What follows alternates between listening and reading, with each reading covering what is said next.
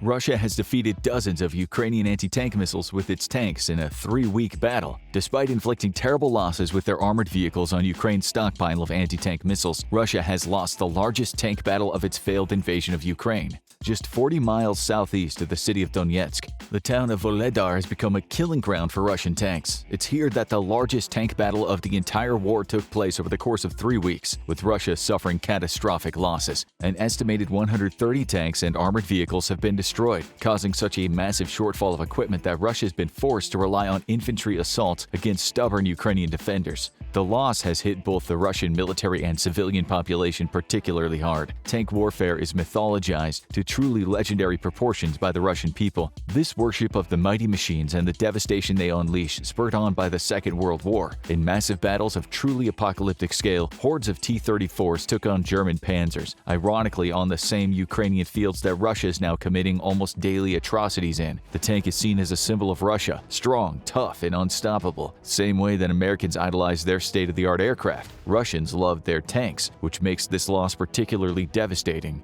But this tank battle has shown that Russia's military has some serious problems that can't be fixed anytime soon and could spell ultimate disaster. For 3 grinding weeks, Russia hurled column after column of armor against Ukrainian defenses. Each time, they were beaten back. What might make the loss even more humiliating is that Russia was committing some of its best remaining tanks to the fight, while the Ukrainians were fighting back with tanks as old as the T-64. There was no chance Ukrainian defenders could possibly take on Russian armor with their own tanks, so instead they shaped the battlefield and applied the same lessons learned in beating the Russians back from Kyiv. The Russians, however, apparently learned nothing from their humiliating defeat last spring. The terrain around Vuhledar is not particularly favorable to the defender, mostly made up of wide-open plains with sporadic woods. The Ukrainian military was hard-pressed to enact an effective defense, but Ukrainians have learned to do one thing that the Russians haven't yet. They've learned to fight combined arms warfare. While they might not be as proficient nor have the same capabilities as a Western military in modern combined arms doctrine, Ukraine is daily proving that its military is clever, adaptable, and a quick study.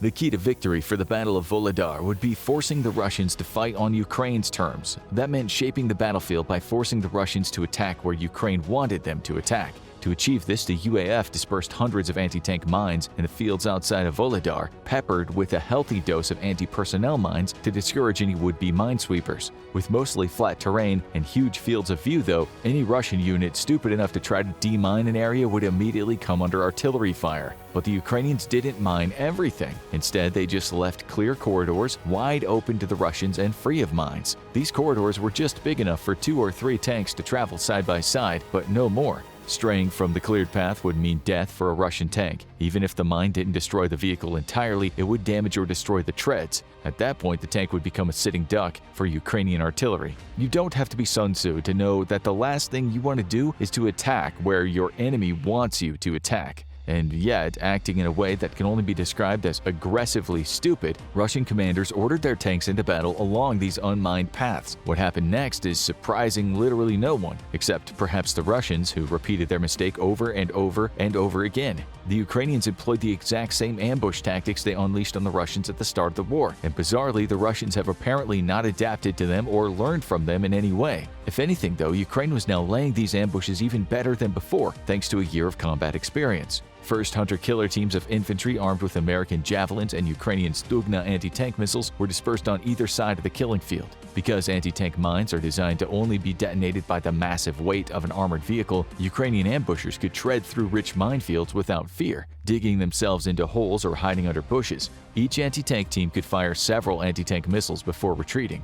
Of the 2 weapons used here, the Stugna and the Javelin is by far the deadliest threat to an enemy tank. This American-made anti-tank missile has proven its worth in spades and is the #1 killer of Russian armor in existence. The Javelin has a range of 4,000 meters and features a fire and forget feature, which allows its operator to flee to safety immediately after launching. The missile itself is ejected from the launcher before its main rocket is ignited, making it even more difficult to spot the location of the operator. Once in flight, a Javelin locks onto the infrared signature of its target as designated by the operator and flies into either a top attack mode or direct attack mode. Most effective in top attack mode, the Javelin explodes directly over the thin top armor of an enemy tank. Its tandem warhead charge allows it to use the initial smaller blast to knock away explosive reactive armor and incoming interceptors, while the second blast creates a stream of super plastically deformed metal, in effect turning the Javelin into a sci-fi particle beam cannon that penetrates hundreds of millimeters of tank armor.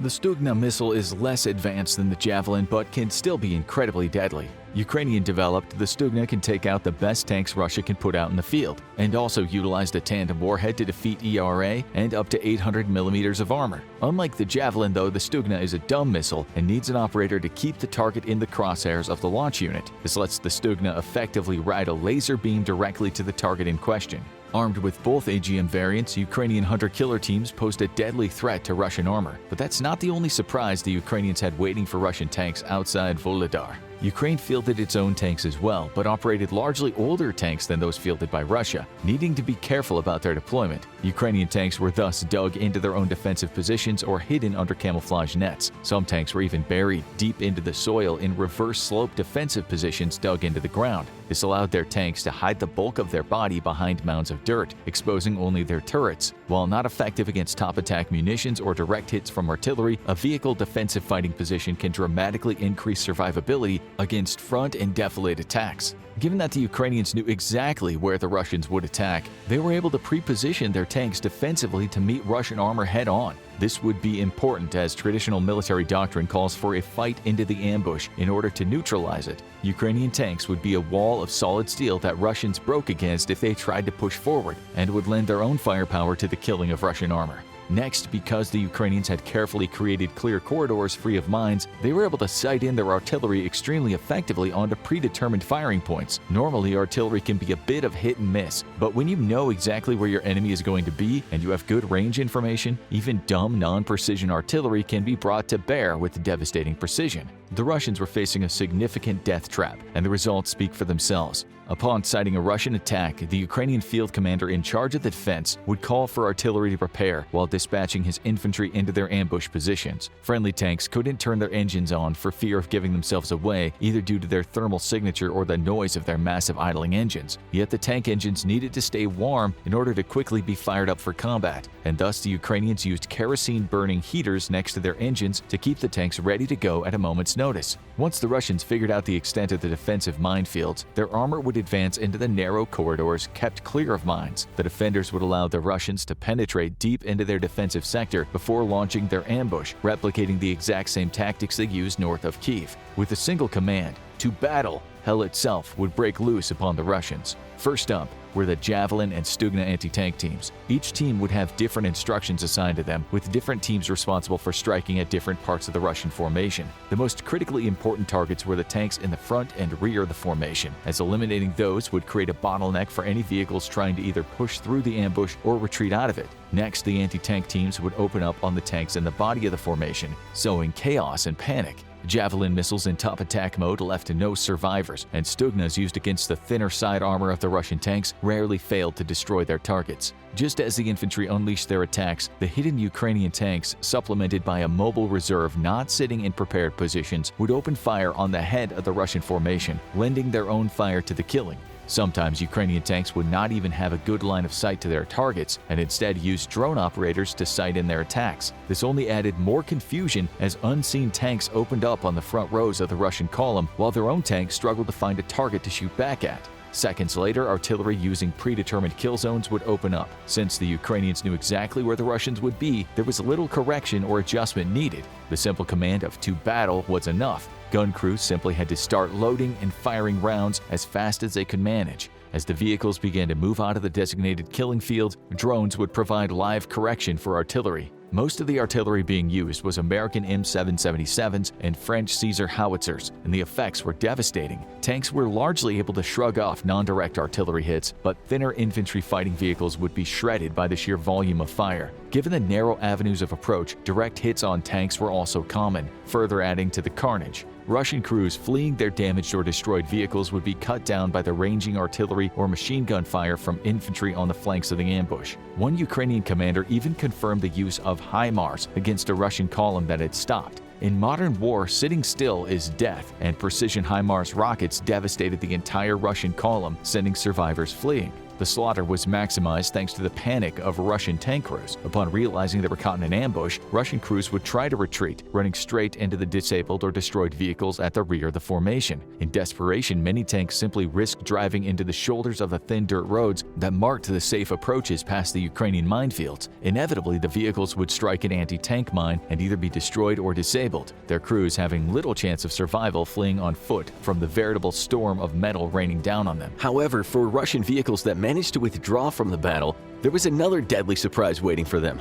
Amongst one of its aid shipments, the United States sent Ukraine hundreds of specially modified 155mm artillery rounds. These special munitions consisted of a hollow shell, inside of which were 9 anti-tank mines with magnetic detonators. Ukrainians would simply wait until the Russians had passed a certain point through the safe corridors and then blast the rear with these artillery-delivered anti-tank munitions. The results only added further carnage and chaos to the Russian effort. Pinned in on all sides, Russian crews lost their nerve and panicked, making them even easier targets. Wasn't quite as easy as shooting fish in a barrel, but it was close enough. One thing became immediately clear to Ukrainian commanders in the aftermath of the first few successful ambushes. The Russians are running out of experienced tank crews and commanders both. One captured Russian tank commander turned out to be a medic who'd received a hasty crash course on commanding a tank. Given that learning to operate and command a tank takes months of specialized training, these soldiers had little chance of maneuvering effectively through the Ukrainian ambushes. However, the men that they were commanding were even greener than themselves, with many tank crews being made up of fresh conscripts that had at best brief familiarity training with their vehicles.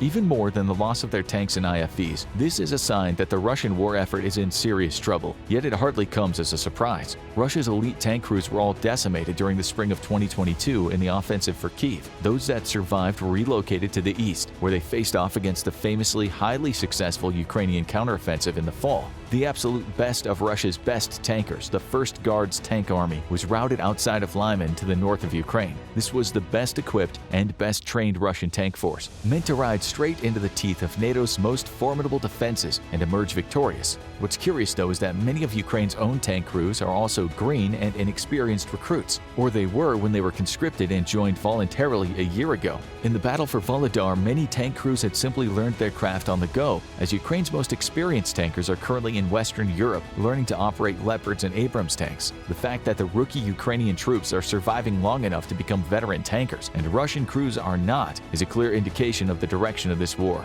As if it wasn't bad enough that Russian conscripts were dying or being wounded before becoming veterans, the Battle of Vuhledar also showed the Russian military was incapable of translating lessons from its past failures to new recruits. A big part of this problem, however, is the fact that the Russian military is made up of numerous organizations, and unlike the American military, it's not truly unified under a single command structure. Both the Russians and the Americans have utilized private military contractors or mercenaries in their military operations over the last 2 decades, but in Russia everything is a competition for influence, resources, and prestige. This is especially true when nations or even Russia itself offer stake in businesses, such as natural resource extraction to the PMC that helps capture or liberate or just secure. Wagner PMC famously has stakes in multiple mines in Africa, earning an estimated $1 billion a year. One gold mine complex in the Central African Republic has been fortified by Wagner, including the placing of several truck-mounted anti-aircraft guns along strategic positions.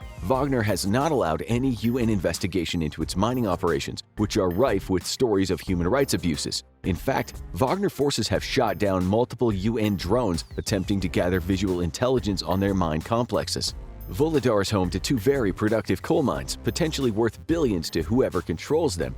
This is one of the biggest reasons that Russia wants the town so bad, having prioritized it as a target in the initial invasion and launching dozens of cruise missile attacks against its defenses. However, now Wagner, the Russian military, and Sergei Shoigu's own PMC Patriot are all in competition with each other to seize the town. For Shoigu and Wagner's Prigozhin, taking Vuhledar would add billions to their coffers. And it's in that spirit of competition that Russian troops fail to learn the lessons of the past, as the groups don't share information with each other. Even worse, they actually are motivated against sharing information or vital intelligence, as the failure of one entity means the gain of the other 2. This is a recipe for absolute disaster, and the results are evident in Russia's staggering casualties. The Battle of Vuhledar has revealed just how decimated Russia's forces truly are. Intelligence shared by the British government has revealed that Russia has sent its vaunted 155th Naval Infantry Brigade into the fighting around Vuhledar. These Russian Marines are supposed to be amongst the toughest of the tough, and have historically, throughout the fighting in Ukraine, been sent to the most difficult assaults. Now it's believed that the 155th will have to undergo a third restaffing of its personnel due to the incredible losses incurred, meaning that this elite fighting unit will now be staffed almost entirely by greenhorn conscripts. Russia, though, has apparently been making baffling decisions in manning its combat operations, as the 155th had allegedly not been deployed into combat together, but rather broken up into smaller units and integrated with other forces. This can be helpful in some scenarios, as there's strategic value to including some of your best trained forces alongside green forces, improving their own proficiency and raising morale, but this also makes a fighting unit less effective and is a serious gamble, one that Russia lost.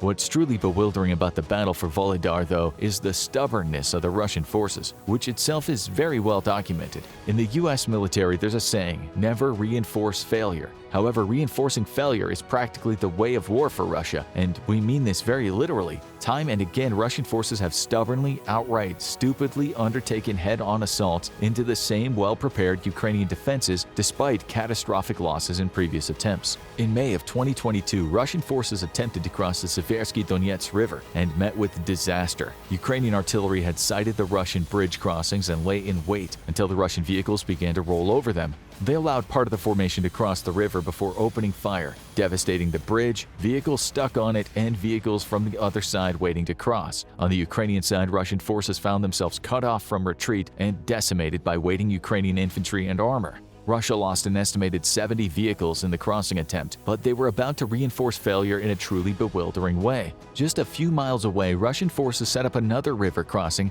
outside of Vuhledar. This too was observed by Ukraine, which was once more allowing a significant amount of Russian troops to cross the river before raining artillery down on the crossing. The effects were again catastrophic. But to the absolute amazement of Ukraine and its Western allies, Russia attempted a crossing in the exact same spot 3 more times. Predictably, all the river crossings met with disaster, with an estimated 2 entire battalion tactical groups lost in the attempts to cross the river. Russia's strategic buffoonery even prompted the U.S. Army to troll Russia via its official Twitter account for U.S. Army forces in Europe and Africa. It's clear that Russia lacks the equipment, manpower, training, and even military expertise to have won in Vuhledar. But how should such an offensive have taken place if carried out by an army not fully and completely staffed by circus clowns? Russia's errors in its assault on Vuhledar are egregious to the point of comedy. First of all, it's a basic rule of war that you don't attack where your enemy wants you to attack, unless you've got a ridiculous level of firepower overmatch, which Russia does not and never had. So Russia's first error was attacking Vuhledar head-on. Knowing that Ukraine had deployed extensive minefields, Russian forces would have been better utilized achieving a breakthrough elsewhere and leaving behind enough firepower to fix Ukrainian defenders in place. It's impossible to mine an entire countryside, and simply maneuvering around such fixed defenses is the best way to defeat them. Russia, however, is allowing its military strategy to be directly influenced by a need for political wins, and thus reinforcing military failure starts to make some sense. If its military is being ground to a halt in one location, such as Bakhmut, then defeating the enemy in that location is more politically important than it is strategically important. Sadly, or luckily for Ukraine, these political victories come at a staggering military cost. However, if such an assault is required, Russia should have concentrated counter-battery artillery fire to shut down Ukrainian artillery, allowing it to move engineers into place to clear lanes through existing minefields. Close air support, a dangerous but necessary element, should have also been used to seek out and destroy Ukrainian artillery and defensive positions. Russia, however, has traditionally been very bad at ISR, intelligence, surveillance, and reconnaissance, and its aircraft and pilots are both largely unsuited for precision close air support. A severe lack of precision weapons only complicates matters. Russia has chosen to use its already low stock of precision munitions on civilian targets rather than military ones, with predictable results on the battlefield. Russia has the artillery advantage, but it's very bad at using it with precision. The key to victory would have been to suppress Ukrainian artillery with counter-battery fire, or better yet, eliminate it before an assault via precision strikes, made possible thanks to good recon and intelligence. Without artillery in the picture, or at least with its role greatly diminished, Russia would have been able to then support its tanks with dismounted infantry whose job is to defend armored vehicles from anti-tank teams. Most importantly though, Russia simply failed to ever achieve critical mass in any of its advances during the 3-week battle. This is a problem the Russian military has been facing in the last few months as its stockpile of tanks and armored vehicles dwindles. A concentrated assault with large numbers of forces would have been unsophisticated and within the reach of traditional Russian brute force tactics, but despite losses could have likely broken through Ukrainian defenses. Instead, the Russians chose to feed small assault groups into the Ukrainian death traps like appetizers, achieving nothing but turning even more of their armored forces into scrap metal. Ukraine did not win this victory without a scratch, though. It's not known how many tanks Ukraine lost in the battle, as for security purposes, Ukraine does not release lists of personnel or equipment losses. However, what is clear is that Vuhledar stands, while the Russian military is in retreat from the area. Whatever their losses, Ukraine doubtlessly inflicted many more on the Russians, making the battle for Vuhledar a strategic win for Ukraine. Similarly, the fighting for Soledar and Bakhmut might have ended in tactical defeats for Ukraine, but the staggering cost that the UAF inflicted on the Russians makes both overall strategic victories. Sometimes it's worth it to hold a losing defensive position, if only to inflict catastrophic losses on your enemy and secure the overall victory. Just ask the 300 Spartans and their Greek allies who held the hot gates at Thermopylae against overwhelming Persian forces. Now go check out the dumb reason Russia is losing the war, or click this other video instead.